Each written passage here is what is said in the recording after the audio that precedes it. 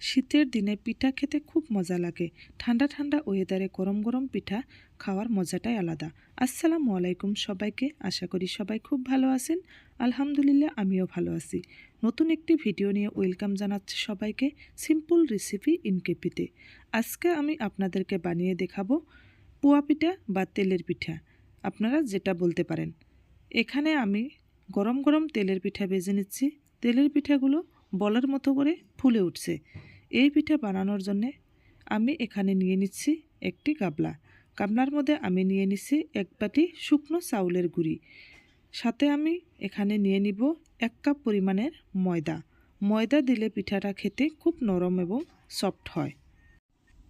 এখানে আমি নিয়ে নিচ্ছি 1.5 কাপ পরিমাণের সুজি। আপনারা সুজি নাও নিতে পারেন, শুধু চাউলের গুঁড়ি দিয়েও কিন্তু এই পিঠা বানানো যায়। এখানে আমি দিয়ে দিছি 1 চামচ লবণটা স্বাদ অনুযায়ী দেবেন। সাথে আমি দিয়ে দিছি 1.5 কাপ পরিমাণের চিনি আপনারা মিষ্টি অনুযায়ী দিয়ে দিবেন, যে যেভাবে খেতে পারেন। এখানে আপনারা আখের গুঁড়ো ব্যবহার করতে পারেন। এবার আমি জল দিয়ে ভালো করে গুলে নিব। আপনারা উষ্ণ গরম জলও দিতে পারেন, আমি এখানে ঠান্ডা জলটাই দিয়ে দিছি। ভালো করে গুলে নিচ্ছি। দেখুন পিঠার জন্য একদম তৈরি হয়ে গেছে। পিঠার এই গোলাটা কিন্তু অত একটা ডাটো করা যাবে না, বেশি পাতলা হলেও পিঠা কিন্তু উঠবে না। এখানে আমি দিয়ে দিছি একটা লোহার কড়াইটা আমি ভালো করে গরম করে নেব। কড়াই গরম হয়ে গেছে, দিয়ে দিছি সাদা তেল। আমি একটুখানি এখানে সাদা তেলের সাথে অল্প একটু সর্ষে তেলও দিয়ে দিছি। আপনারা শুধু সাদা তেল দিয়েও বানিয়ে নিতে পারেন। এবার আমি একটা একটা করে দিয়ে দিব। শুরুর দিকে পিঠার তেলটা কিন্তু একদম হাই করে নিতে হবে, তারপরে কিন্তু পুরোপুরি সময়টা মিডিয়াম আছে পিঠাগুলো ভেজে নিতে হবে। একেবারে লো বা হাইও করা যাবে না, নাহলে পিঠাটা পুড়ে যাওয়ার চান্স আছে।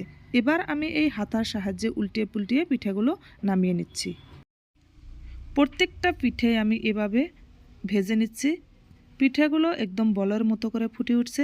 শীত আসলে বা বাড়িতে গেস্ট আসলে এই পিঠাটা চটজলদি বানিয়ে নিতে পারেন। খুব কম সময়ের মধ্যে পারফেক্টভাবে পোয়া পিঠা বানানোর একটি সহজ রেসিপি।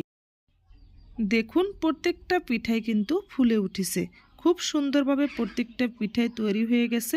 আপনারা চাইলে বাড়িতে চটজলদি এই পিঠাটা তৈরি করে নিতে পারেন। শুধু চাউলের গুঁড়ি বা শুধু ময়দা দিয়েও কিন্তু এই পিঠাটা তৈরি করা যায়। খুব কম সময়ের মধ্যে পারফেক্টভাবে পোয়া পিঠা বানানোর রেসিপি আমি আপনাদের সাথে শেয়ার করলাম। যদি আমার এই ভিডিওটি ভালো লেগে থাকে নিশ্চয়ই আমাকে লাইক, কমেন্ট এবং সাবস্ক্রাইব করে পাশে থাকবেন। যদি ফেসবুক থেকে ভিডিওটি দেখছেন নিশ্চয়ই ফলো করে আমার পাশে থাকবেন। দেখুন প্রত্যেকটা পিঠে খুব সুন্দর হয়েছে। এবার আমি একটা পিঠে আপনাদেরকে ভেঙে দেখাচ্ছি। দেখুন পিঠাগুলো একদমই কাঁচা নাই, খুব সুন্দর হয়েছে পিঠাগুলো।